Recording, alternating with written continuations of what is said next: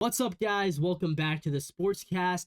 We are here after a quite long absence. Happy New Year's, everyone. It's 2025, and the Mariners still have not made a significant acquisition this offseason. Kind of annoying for us as Mariners fans.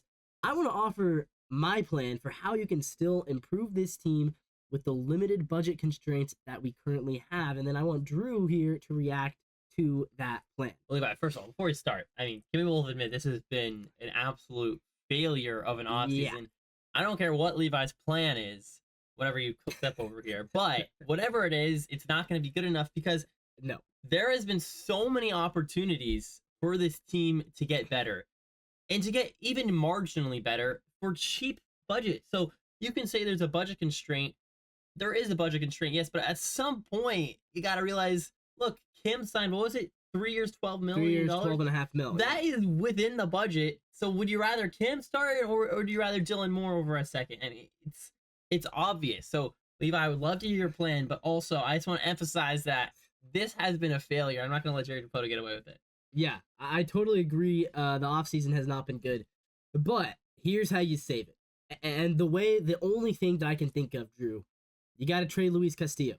He's taking up $20 million out of your budget. He's coming off the worst season of his career. He still has 3 years left of club control, though. And for the amount he's being paid, he is going to be one of the more valuable starting pitchers. Whether or not he puts up Cy Young caliber stats, he is going to be valuable based off of the contract. But I think he's more valuable to another team than to the Mariners. Because the Mariners, we already have 4 Cy Young quality pitchers. A lot of other teams maybe only have 1 or 2 guys like that. Or some teams have 0. Yeah. So the idea that the Mariners need to have the most stacked rotation of all time, we might need to move away from that. Because we've tried that the past couple seasons. We've tried the, we're going to make you pay with pitching. And it's gotten you close, but not over the hill. Right, not over the hill. Yeah. We already have Kirby. We already have Gilbert. We already have Brian Wu. We have Bryce Miller. I think you can sacrifice that 5th spot. Emerson Hancock, I think he's ready to be that number 5 starter. You trade Castillo. What makes you think that? Sorry, before you go on. What makes you think Emerson Hancock is ready to be that 5 star? Because from everything I've seen between AAA and in the majors, Emerson Hancock is a spot guy. And he's the perfect spot guy. But in my mind, that's all he is, right? If a guy gets hurt, if a guy, is on, absence for leave or something, you call up Emerson Hancock, he gets you a start, and you bring him back down to AAA. I know his options are now running limited, so at some point you got to make a decision with Hancock. But from my point of view, a low 90s fastball with not much movement doesn't play as a number 5 starter in the MLB right now. Yeah, well, what I've seen out of Hancock is a guy who can limit teams to 4 or 5 runs a game in a start. And I understand that's not great, but if you looked at the last 5 starts that Hancock made last season, the Mariners, I believe, won 3 of those 5 games, and he was pitching 5 innings. He was doing his job to keep us in the game. It's not like he was an ace, but if you can get 5 innings, 4 runs out of Hancock on any given night, that is good enough to be a 5 starter. And I understand this offense is not going to produce 5 runs. Well, that's why you need to improve the offense. Luis Castillo, though. Let's finish out my plan before we hear it. I understand. Well, okay, can I just? Okay, you want to trade Castillo? Yeah. That's Who are we trading him for, though? I don't know, but I'm about to tell you. I like trading Castillo. I'm interested to hear what you got to say. Yeah, so we're trading Castillo to the Baltimore Orioles, right? This is a team that needs starting pitching. They lost out on the Corbin Burns sweepstakes. They want starting pitching. And they're in a win now mode. And they have a ton of MLB-ready prospects that are being blocked. So the guy that I'm looking for is Kobe Mayo. He is going to be an elite third baseman someday. I believe it. Great defense already. Already has great ball-to-bat skills. He's very young, and I think he can contribute now. I think he is ready. We've seen, last year, they traded Joey Ortiz to the Brewers for Corbin Burns, and what happened? Everyone said, oh, the Orioles fleeced the Brewers, and then what happened? Joey Ortiz ends up being a Rookie of the Year candidate, has a great season, and now people are thinking maybe the Brewers won that trade because they get 5 years of this young, budding star infielder in Joey Ortiz. The Orioles only got Corbin Burns for 1 year, so maybe the Mariners can do the same. Take a young prospect. The Orioles have plenty of them. If they don't want to get Kobe Mayo, I would also suggest a Heston Kjerstad because he's also blocked right now in their outfield. I would rather have him in right field than Victor Robles. I know you guys love Robles, but my trade, I would make it centered around Kobe Mayo, and then you get a couple other pieces as well, potentially trying to go grab your first baseman as well in Ryan O'Hearn.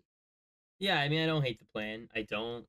a good thing with that obviously is you offload a lot of Castillo's contract. Yeah. You got to assume in that. So this would open up the budget to sign whatever free agents are available right now. Maybe you get Pete Alonso as that first baseman with dumping Castillo's contract. That's what I was getting to. Okay, so maybe a little premonition there. But listen, Levi, I like where your head's at. My only pushback would be, I think you forgot that T-Mobile Park is the place where young players go to die. I mean, it happens consistently.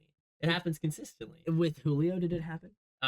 No, but Julio has not progressed in his year 3 season. He regressed. True. He's still a young bat. Kelenic, you saw the same thing happen with him. There's been a lot of different players in the last 15 years. Well, in my mind, I see where you're coming from. You can't just give up on trying to develop young hitters. But right now you're buying the mediocre stocks and you're hoping it turns into Amazon. I'm trying to get an Amazon stock. Well, that's why I want a bona fide guy to be that dude, Levi. And listen, Mayo's great. Mayo's great. And would I complain? No, but do I think Castillo adds more wins to this baseball team if we have him on the team than Mayo? And I think he does. I think he does because with the money you free up with Castillo, you go out and you do sign Pete Alonso. But what have you seen from Jerry Dipoto, Justin Hollander, and the rest of the Mariners organization to make you think that they're going to put $15 million in on Pete Alonso, I don't know if they will. Who is struggling. He's only getting older. He regressed last year. I understand he had a really good postseason, a good postseason, sure.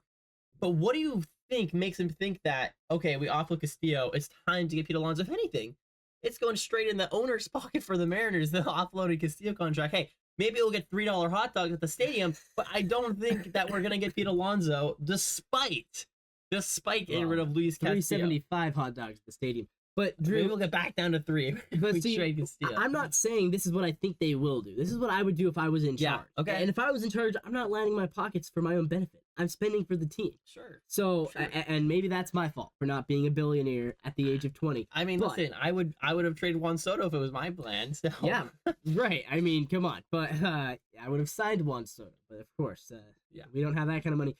But yeah, it's tough, obviously, talking about a team with a limited budget. You can't do everything. You have to find ways to make things work. Jerry Dipoto's talked about that. It still feels like they're not doing enough, though, Drew. It still feels like they're not doing enough. And even if you don't trade Castillo, I don't see where you find the money to make the team better. People are saying you could go sign Yoan Moncada. You could try to find Justin Turner. And yes, those guys are out there, but those guys do not inspire me any confidence. Justin Turner, I know he's a good player. He hits for good average. He's also very old. He's injury prone, and he really only can play first base DH, which I know we really kind of think we need that, but Rayleigh can play first base. So I don't think you need necessarily a first baseman. I do think you just need to get the best bat you can find, whether that's a first baseman, second base, third base, outfield, DH, anywhere. You have ways to mix it around. So I don't think really we should think about it as, man, we need a first baseman, we need a third baseman. I think we should really think about it as, we need 2 good hitters. No matter what position they play, we can mix and match the rest. We can move a Randy Arozarena to DH and add a new outfielder. We can get creative. But I will say we have a team where it's been flexibility to get creative defensively with the Demos of the world who can play a myriad of positions. Luke Rayleigh, who's really, he can play outfield too. Outfield, first base. You got options. Yeah, you have options, and I like where heads at, Levi. I think you said there's only one way to offload contract and lose Castillo. A lot that's been floating around as well is trying to dump Mitch Haniger's contract. No one's taking that. Which might be hard. What do you think of maybe offloading to a team like the Marlins, right? Who is right now under the $115 million minimum a team needs to get to? That could help them get there. You offload Mitch Haniger's contract, you still keep Castillo, and you still sign Pete Alonso. That would be something that my ideal plan would be. I know it's, to some people, unrealistic, but hey, sometimes you gotta shoot for the stars, and maybe you'll hit the moon while you're at it. But the question there is which of your top 5 prospects are you willing to give away for free just to get rid of Mitch Haniger? I mean, it would probably have to be like a Harry Ford, which I'm just under, which is tough. But for me, Drew, how good do you think Harry Ford is? I would rather maybe a Morales. That's a little bit lower, but I don't know.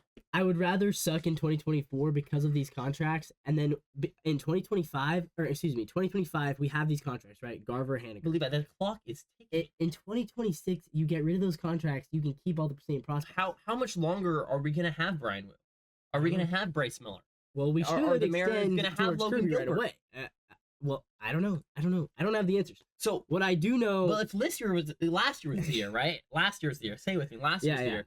Last year was not the year. Now you're saying this year can't be the year either. This year cannot be the year. 2026. How much longer are we gonna postpone the year? I don't know. Well, I don't know. At some point, Logan Gilbert's gonna get tired of not pitching in the postseason. You have Logan Gilbert under contract until 2027.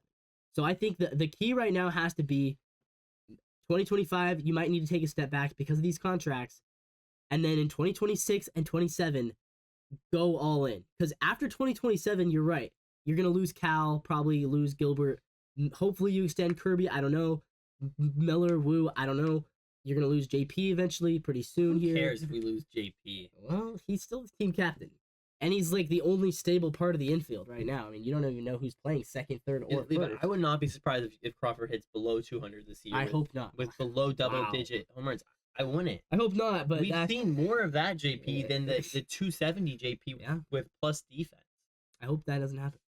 And if it does, the Mariners are in deep trouble. Yeah. Well, Drew, I think we might need to wrap this video up, but thank you guys for watching, and comment down below. I want to hear, do you approve of my plan? Are you more in agreement with Drew, who just seems to be hating on my plan with no other plan? I don't know. I said, let's offload Mitch Haniger's contract and sign Pete Alonso. So comment down below, which prospect are you giving up for free to get rid of Haniger for 1 year? 1 year out of the contract, but now you're losing 7 years potentially of Harry Ford. I wouldn't do it, but I understand the appeal. But guys, let us know. What is your level of right now engagement with the Mariners? Are you even going to watch the games next year? I don't know. It's going to be tough. I will. It's going to be tough. I'll watch them on my TV. I don't know if I'm going to venturing to T-Mobile, but that's be another video. So let's wrap this thing up. But guys, make sure to subscribe, like the video, hit the bell for notifications. We're going to be doing 2 videos a week now. So we're not doing as many videos, but we want to do 2 videos for you guys every single week. This is the NW Sportscast.